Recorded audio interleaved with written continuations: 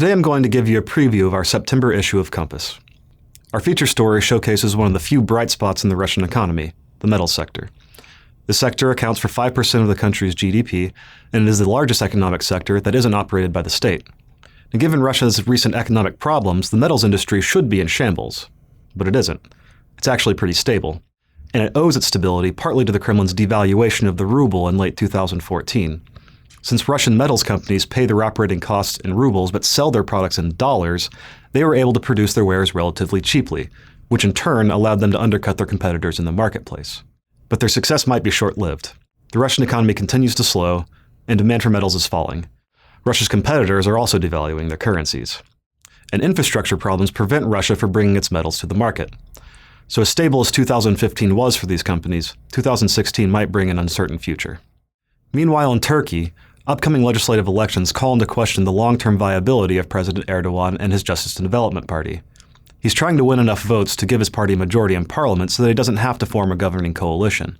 But he'll have a hard time doing so. The economy is faltering, he's lost the Kurdish vote, and he's alienated other constituencies through his policies toward the Kurds and the Islamic State. Now, he may try to regain some of the popularity he's lost by reshuffling his party's leadership in September, but even still, he can't be feeling so confident in his prospects for electoral victory.